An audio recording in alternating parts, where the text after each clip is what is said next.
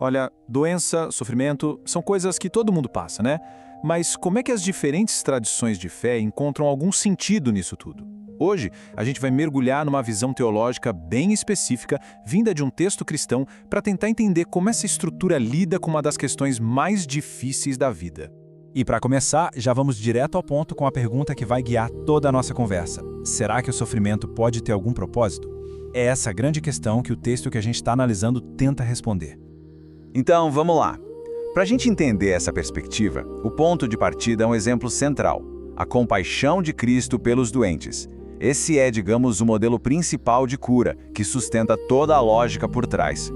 O material que serve de base para essa análise deixa bem claro, sabe? O ministério de Jesus não era sobre curas em massa de um jeito impessoal. Pelo contrário, era marcado por uma atenção muito profunda, pessoal mesmo, a cada pessoa que sofria. E é justamente essa compaixão individual que é o alicerce de toda essa visão teológica.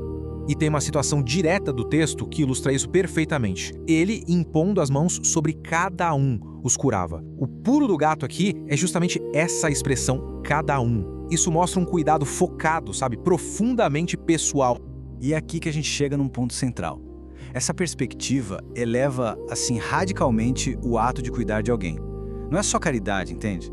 Segundo o texto, um encontro com uma pessoa doente é visto como um encontro direto com o próprio Cristo. O ato de cuidar vira, então, um ato de devoção espiritual. Bom, agora vamos mudar um pouco o foco. Saindo do exemplo externo de Cristo e olhando para a experiência interna, para quem está de fato enfrentando a doença. Como é que a perspectiva sobre a própria dor pode ser transformada? E essa imagem aqui mostra bem o coração dessa virada de chave. De um lado, a gente tem a visão mais comum da doença: dor física, fraqueza, medo, aquilo que a gente já conhece. Do outro, a visão espiritual que o texto propõe: a doença vista como uma oportunidade. Oportunidade para quê? Para purificação, para fortalecer virtudes e, o ponto mais importante, como uma forma de se unir ao sofrimento de Cristo. Isso tudo nos leva a um conceito teológico fundamental, o chamado sofrimento redentor. A definição é essa que a gente vê. É a ideia de que o sofrimento humano, quando ele é unido de forma consciente à paixão de Jesus, ele ganha um novo propósito. Ele passa a poder contribuir para o bem espiritual, não só da própria pessoa, mas também dos outros. Tá, mas como é que isso funciona na prática?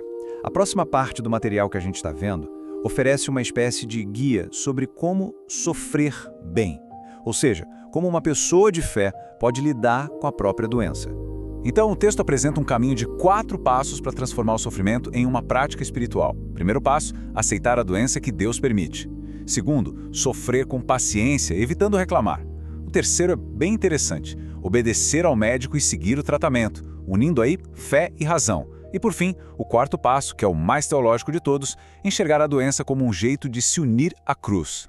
E essa citação aqui meio que explica o porquê por trás dessa atitude toda.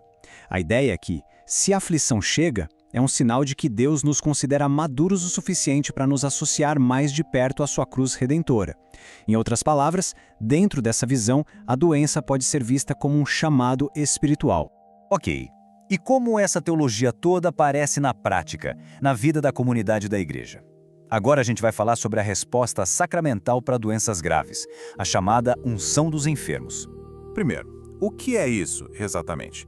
Bom, como a gente vê aqui, o sacramento da unção dos enfermos é um ritual católico feito por um padre para uma pessoa que está gravemente doente.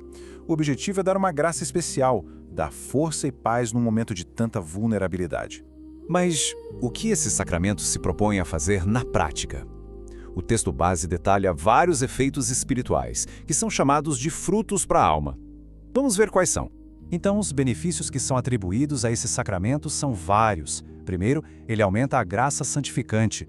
Também pode perdoar pecados mortais, caso a pessoa não possa se confessar.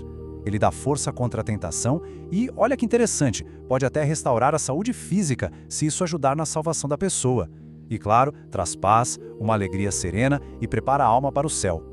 Bom, a gente está chegando no final da nossa análise, então vamos amarrar as pontas. O tema central que a gente viu em todo o material é esse, uma visão redentora da dor, que foca em encontrar um significado na adversidade. A ideia principal que o texto defende é justamente essa transformação. A doença, quando é unida à fé, deixa de ser só uma dificuldade sem sentido, uma coisa aleatória, e se torna algo com um propósito espiritual poderoso. E tem uma frase final do texto que resume tudo isso de um jeito muito direto. Com Cristo, a dor e a doença têm pleno significado. Acho que essa é a essência de toda essa perspectiva teológica. E isso tudo deixa a gente com uma reflexão final, que vai até além de uma crença específica, né? De que forma ter um propósito ou não ter muda o jeito como a gente encara as adversidades da vida.